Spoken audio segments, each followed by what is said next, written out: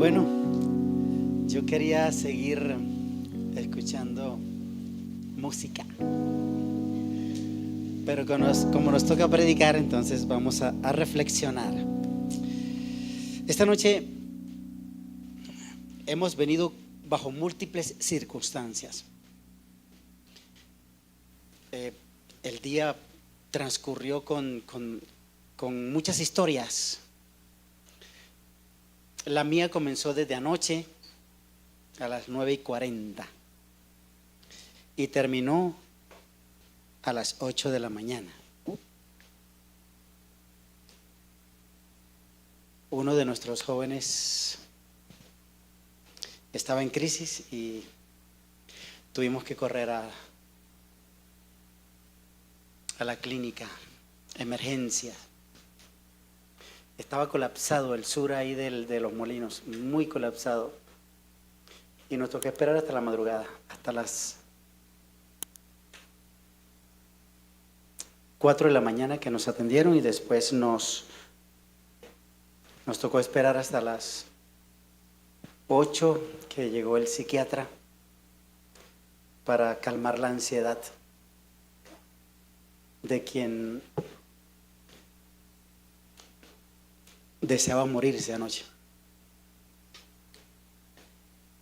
Y saben una cosa, Elías es parecido a nosotros. A veces tenemos crisis extraordinarias y en esas crisis el Señor aún nos alcanza. Vamos al primer libro de Reyes, capítulo 19.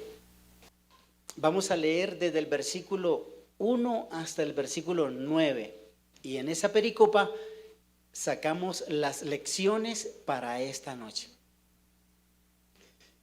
El Elías histórico vivió momentos y circunstancias como las nuestras, depresivas, ansiosas, de agobio, de soledad, de miedo.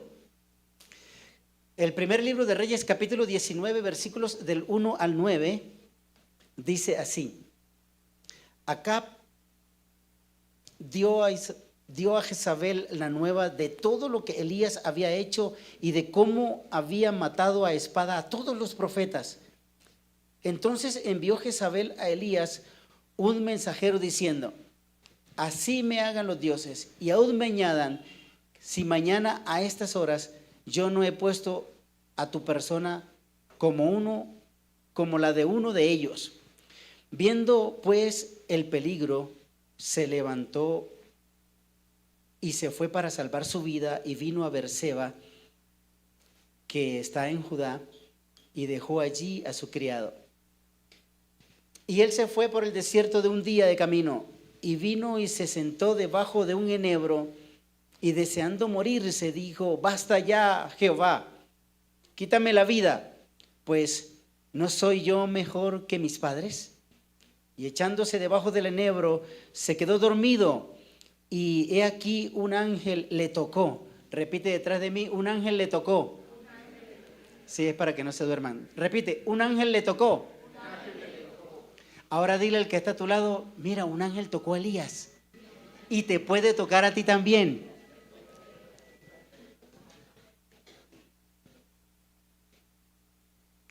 El ángel le tocó y entonces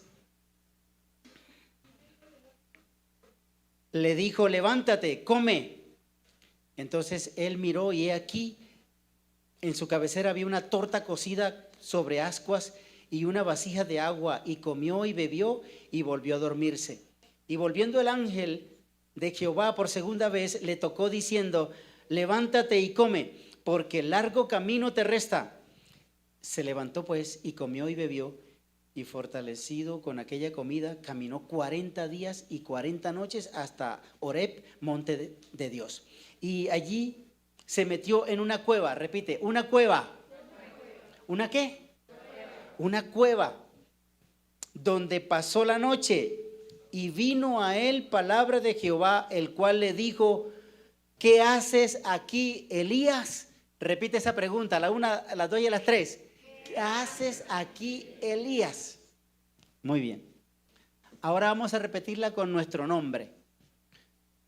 Le vamos a cambiar Elías por el nombre suyo para ver qué nombre yo adivino aquí en la congregación.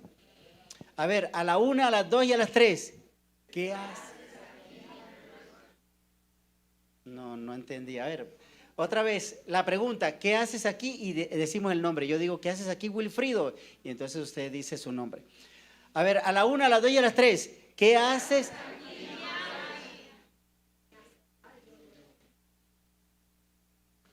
Muy bien, esa pregunta es para nosotros. El Elías histórico se parece a nosotros porque la proyección profética dice que como pueblo adventista creyente somos el tercer Elías. Somos el Elías que en la Biblia, el Elías histórico, resaltó 3 grandes cosas, 3 mensajes importantes que Dios le dio para la época de Elías, para el momento de Elías. Y eso viene hasta nosotros, esa progresión viene hasta nosotros. Porque Elías posiblemente no tendría motivos para ir y esconderse en una cueva a menos que tuviese miedo. Porque Elías había venido de una victoria, de una manifestación gloriosa de Dios que le demostró que él estaba con Elías, el Elías histórico, el Elías que fue enviado al cielo en carro de fuego. Estaba ahora en una cueva, asustado, pero el contexto de la cueva está en el capítulo 18, primer libro de Reyes, capítulo 18. El Elías histórico estaba enfrentando una situación en el pueblo de Israel que lo llevó a darle 3 grandes mensajes al pueblo. El primer mensaje que Dios le dijo a Elías que le diera al pueblo está en el capítulo 18 del primer libro de Reyes, en el versículo 17 al 19. Primero de Reyes 18, 17 al 19. Cuando Acab vio a Elías, le dijo: ¿eres tú el que turbas a Israel? Y él respondió: yo no he turbado a Israel, sino tú y la casa de tu padre, dejando los mandamientos de Jehová y siguiendo a los Baales. Envía pues ahora a congregarme a todo Israel en el monte Carmelo. Y los 450 profetas de Baal y los 400 profetas de Acera que comen en la mesa de Jezabel. Este mensaje es un mensaje especial que también porta la iglesia adventista. Elías levantó los mandamientos del Señor, exaltó los mandamientos, le dijo a Acab que él había desvirtuado los mandamientos de Dios. Nosotros como pueblo tenemos que levantar los mandamientos, especialmente el 4º mandamiento, que aunque el mundo lo haya olvidado, nosotros tenemos la herencia de la señal que caracteriza al pueblo remanente de Dios que va a triunfar cuando Cristo venga por segunda vez. Amén. Cuando a Jesús le preguntaron los discípulos en el capítulo 17 de Mateo, vayan a Mateo, capítulo 17, en la transfiguración, o después de la transfiguración, los discípulos le hicieron una pregunta: Señor, ¿por qué dicen que ha de venir el profeta Elías? Capítulo 17, versículos 10 al 13. Mateo capítulo 17, versículo 10 al 13. En el contexto de la transfiguración, los discípulos le hacen esta pregunta a Jesús. Entonces sus discípulos le preguntaron diciendo: ¿por qué pues dicen los escribas que es necesario que Elías venga primero? Respondiendo Jesús les dice: a la verdad, Elías viene primero y restaurará todas las cosas. Mas yo os digo, Elías ya vino. Repite, ya vino. Ya vino. Elías ya vino. Y no le conocieron, sino que hicieron con él lo que quisieron. Así también harán con el Hijo del Hombre. Entonces, versículo 13, entonces los discípulos comprendieron que Jesús les estaba hablando ¿de quién?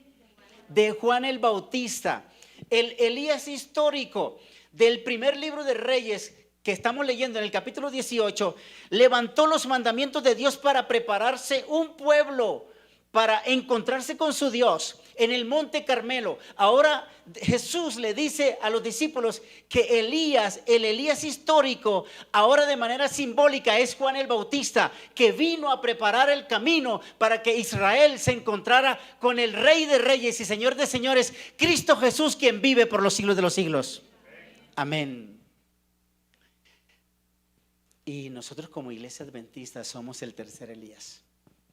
Estamos preparando la iglesia para el encuentro con Jesús en su segunda venida, y por eso levantamos los mandamientos y reconocemos que el sábado, el cuarto mandamiento, desde Éxodo 20, versículos 8 al 11, el Señor nos dejó eso como señal de que este pueblo se va a encontrar con el Señor, no en el monte Carmelo, ya no en Galilea, ya no en Israel, sino cuando se convoque la plenaria del pueblo remanente de Dios, que tiene la señal que le caracteriza en su relación con el Señor. Los mandamientos son exaltados, son levantados por este pueblo que tiene como fin el encuentro con Jesús, para que cuando Él venga, entonces nos diga: entra en el gozo de tu Señor. El segundo mensaje que Elías le dio a Acab está en el versículo 20 del capítulo 19. Del capítulo 18, perdón. 18, versículos 20 y 22. Entonces Acab convocó a todos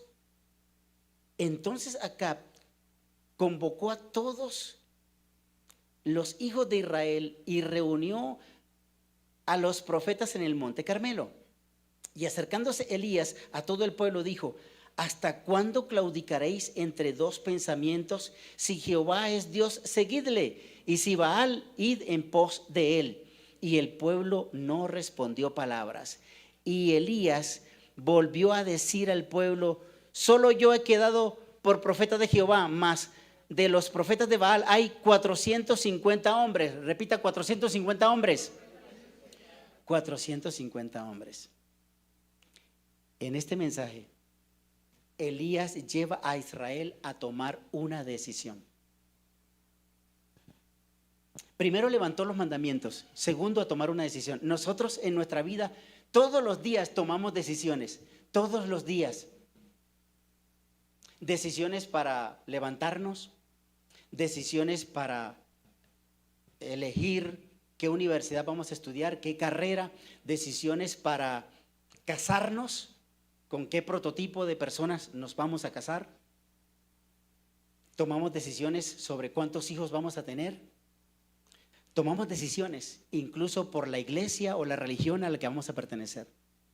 La vida es una toma de decisiones. Y Elías le dice al pueblo en el monte Carmelo: debemos tomar una decisión, porque o Dios es Dios o Baal. Y si Baal es Dios, síganle.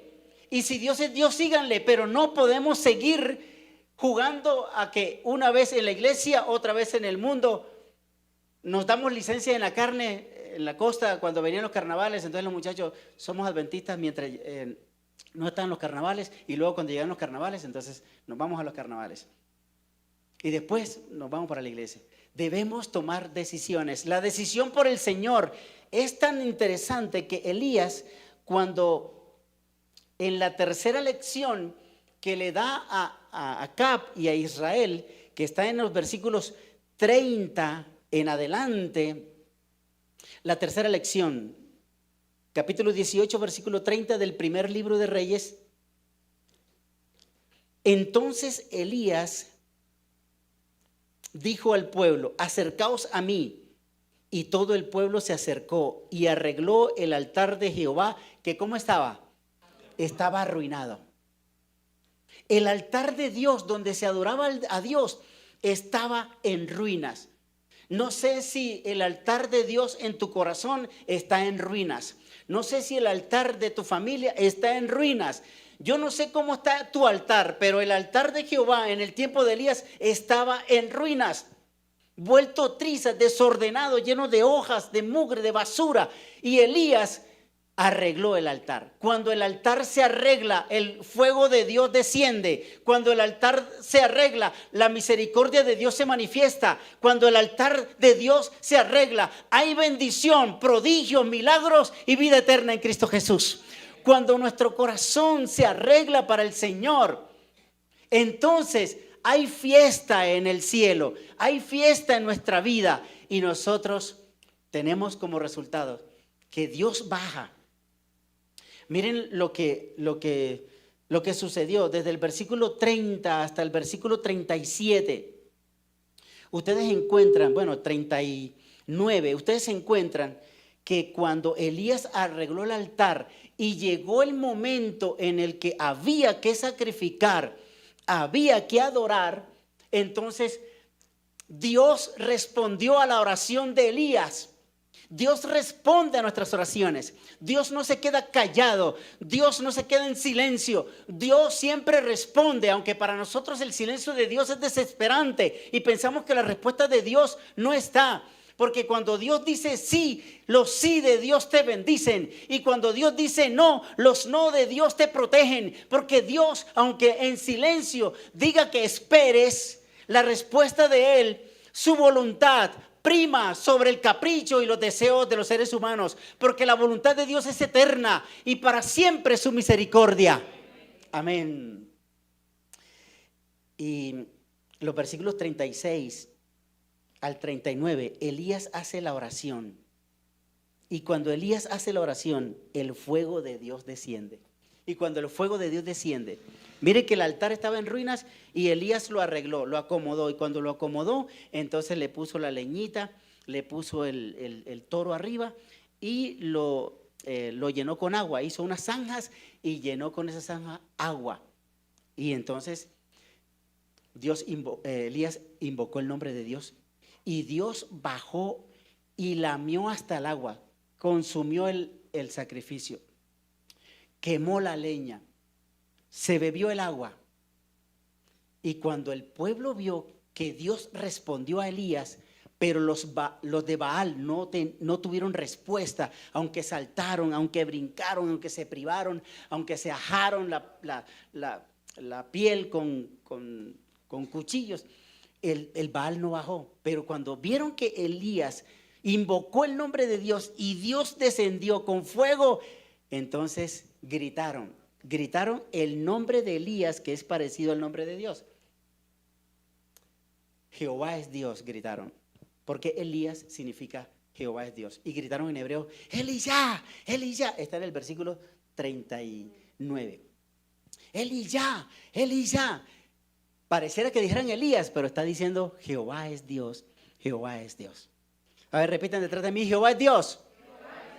Jehová es Dios. Muy bien, entonces en ese momento el Elías histórico está heroico porque triunfa, porque Dios le responde. Pero un WhatsApp, un correo electrónico le dio temor y se fue corriendo.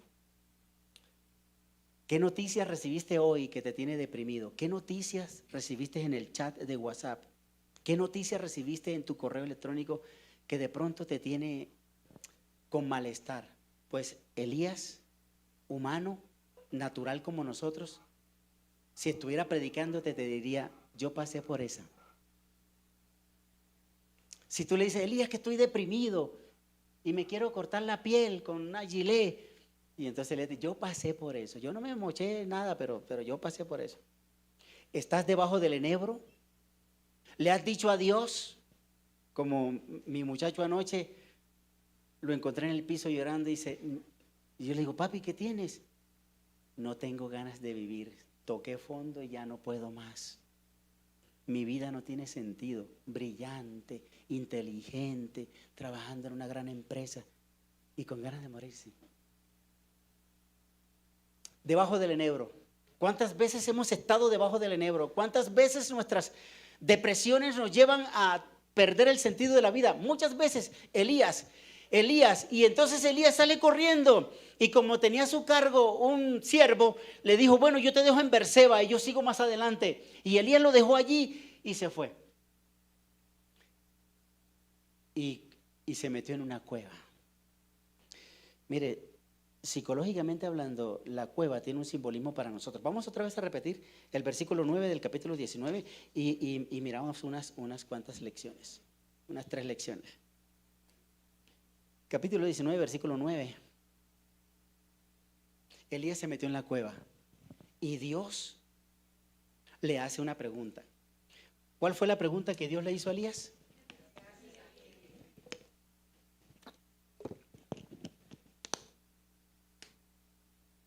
Si hacemos la pregunta para nosotros, mire que la pregunta es personal. Dios es un Dios personal.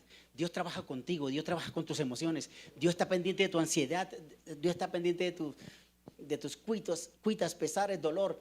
Dios está contigo. Se mete en la cueva. Miren, cuando Jesús iba a resucitar a Lázaro, en un contexto muy distinto al de Elías, Jesús le gritó a Lázaro desde fuera de la cueva, le dijo, Lázaro, sal de la cueva. Y Lázaro salió. Pero miren lo que el versículo 19 nos enseña. ¿Dónde está Dios en la pregunta? ¿Dónde está Dios en la pregunta? ¿Qué haces aquí, Elías? ¿Dónde está Dios? Está metido en la cueva con él. Porque Dios desde afuera hubiese dicho, Elías, ¿qué haces ahí? Poldi, ¿qué haces ahí? Yosai, ¿qué haces ahí? Si Dios estuviera fuera de nuestros problemas, Él nos preguntara desde lejos, ¿qué haces ahí? O sea, ¿por qué te metiste en ese problema? ¿Por qué estás debajo del enebro si eres victorioso cuando yo me manifesté ante los profetas de Baal?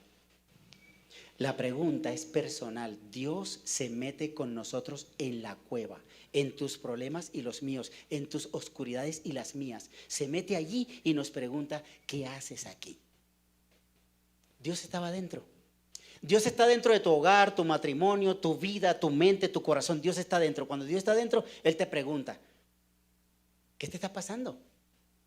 ¿Qué haces? ¿Por qué estás así? Porque Dios camina con nosotros. Lección número 1. Cuando Dios le hace la pregunta a Elías, ¿qué haces aquí, Elías? Es porque Dios revela que Él nos busca desesperadamente donde estemos. Sea que estemos en la oscuridad de un antro, de una rumba, de nuestros delitos y pecados, de una adicción, sea que estemos donde estemos, Dios nos busca, Él desesperadamente nos busca y nos dice, ¿qué estás haciendo? ¿Qué haces aquí? Yo no te hice para esto, yo tengo un plan y un propósito, y es que heredes conmigo el reino de Dios.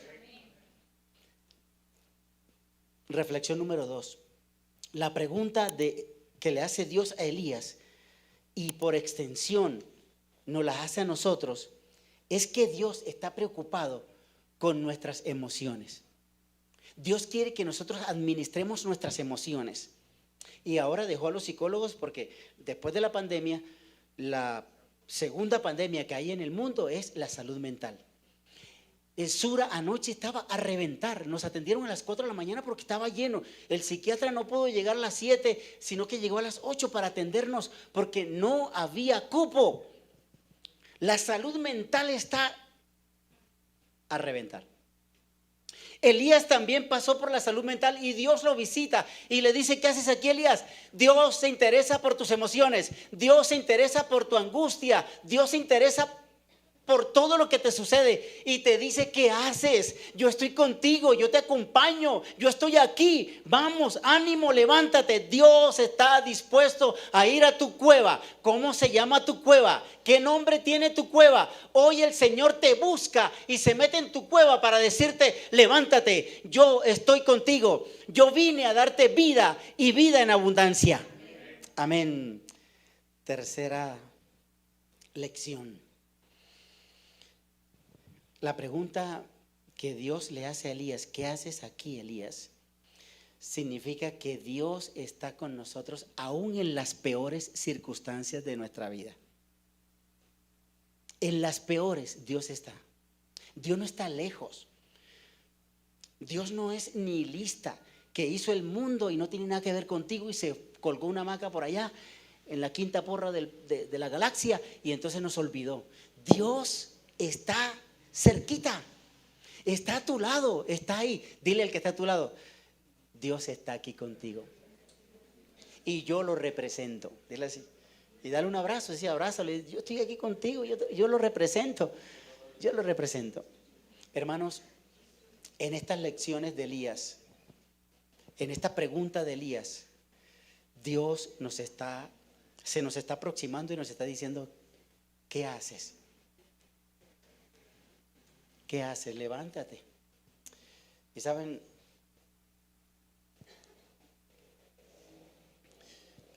mañana nosotros vamos a celebrar una ceremonia bautismal y yo no sé si hay alguien más que anoche no vino y está deseoso de entregar su corazón al Señor a través del bautismo y decirle, Señor, yo como Elías deseo caminar contigo de tal manera que cuando tú vengas me lleves y me traslades al cielo en un carro de fuego. Anoche Grimaldi, ¿qué se llama? Grimaldi, este joven James, yo estaba pensando era en Grimaldi. James, ¿todavía estás decidido para mañana? Sí, listo. James, ¿te gustaría venir aquí? Vamos a dedicarte una canción. Vamos a cantarle a James una canción. Hilda, ¿quién va a cantar? Sí, todos estos cantantes. Vente, James. Vamos a celebrar tu decisión dedicándote una canción. ¿Hay alguien más que está aquí como James que le gustaría entregar su vida a Jesús a través del bautismo y mañana Sí. las aguas del bautismo están abiertas? ¿Hay alguno más aquí que le gustaría venir a las aguas del bautismo y decirle a Jesús, Señor, yo me entrego a ti, yo quiero sellar mi pacto contigo? Vamos a dedicarle entonces esta canción al Señor, pero también para cantársela a James. Si tú quieres cantar con nosotros, colócate de pie y vamos a cantarla juntos para que descansemos las sillas y cantemos.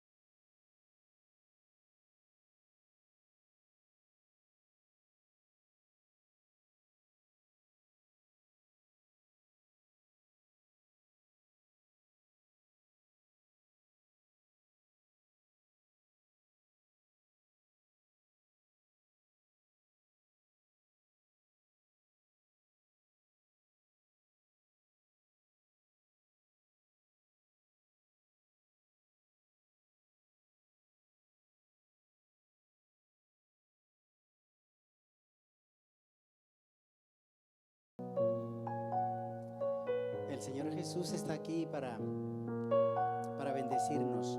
No solamente a James, sino también a alguien que esté metido en una cueva donde crea que no va a poder salir. Si hay alguien aquí que necesita una oración especial, yo le pido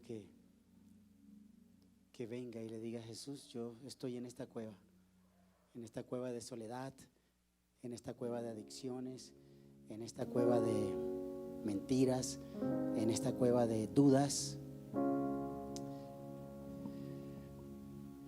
Vamos a extender nuestras manos para recibir el milagro de Jesús y luego lo colocamos en el corazón cuando yo les diga: Señor, estamos de pie para pedir audiencia al Rey del Universo, para que acepte esto lindo que ha sucedido aquí, en esta burbuja de santidad y consagración. Los cantos, la música, las voces elevadas, las oraciones que hemos hecho, nuestros ruegos y súplicas están delante de tu altar. Tú eres nuestro intercesor. Estás allí para escucharnos. En el lugar santísimo del santuario celestial, estás ahí para atender nuestro caso. Muchos nos encontramos en cuevas, pero tú vas y nos visitas en la cueva para sacarnos, porque tú nos buscas, te interesas por nosotros, por nuestros estados de ánimo, por nuestras emociones. Tú estás interesado en que nosotros tengamos una salud mental de tal manera que te considere a ti como el dueño de nuestras vidas, el Jesús histórico que murió por nosotros, resucitó al tercer día y está vivo y glorioso en el reino de Dios y vendrá a buscarnos. Ven y sácanos de la cueva. Ven y escribe nuestros nombres en el libro de la vida. Señor, los que han quedado al sonido de mi voz, los que están aquí bajo esta burbuja de oración y santificación, queremos recibir la unción de tu Espíritu. James necesita el sello de tu Espíritu, la garantía de la salvación cuando baje a las aguas del bautismo, cuando el pastor lo sumerja y el cielo se abra y el cielo diga: este es mi Hijo amado, y el Espíritu Santo descienda sobre él. James será un heredero del reino de Dios. Y nosotros, los que ya hemos pasado por ese acto, Señor, sigue abriendo el cielo y sigue diciéndonos que somos tus hijos amados, somos tus hijas amadas. Así como el cielo se abrió y dijo de Jesús eso, dilo a nosotros también: tú eres mi hijo o mi hija amada y mi corazón se contenta con lo que hago. Ahora colocamos a Jesús en nuestro corazón, Señor, aquí en nuestro pecho lo colocamos para que Jesús se quede ahí como el mejor regalo, en la parte más importante de nuestros sentimientos, en la parte más importante de lo que somos, en nuestro corazón. Mira cómo late por ti, Señor. Míranos cómo nuestro corazón se regocija al sentir tu presencia. Cerramos los ojos porque queremos ver tu rostro sin distracción. Queremos ver tu gloria. Queremos que el fuego se encienda, porque nuestro altar, que es nuestro corazón ahora, está arreglado para ti. Ven, tócanos. Ven, sánanos. Ven, perdónanos. Ven, sálvanos. Acércate a nosotros y abrázanos, Señor. Sin ti no somos nada. Contigo somos más que vencedores. Ven, rasga el cielo y ven aquí. Y por favor, santifícanos en tu verdad, porque tu palabra es verdad. Derrama tu Espíritu Santo sobre nosotros y al ir a casa, que vayamos sellados para el cielo. Y como dice el Salmo 4:8, en paz me acostaré y asimismo dormiré, porque solo tú, oh Jehová, me haces vivir confiado. Te lo pedimos agradecidos todos, en el único nombre que es sobre todo nombre, que se nombra en este siglo y en el siglo venidero, en el nombre del príncipe Emmanuel, Dios con nosotros, Cristo Jesús, y para Él sea el honor, la gloria y el poder por los siglos de los siglos. Y la iglesia dice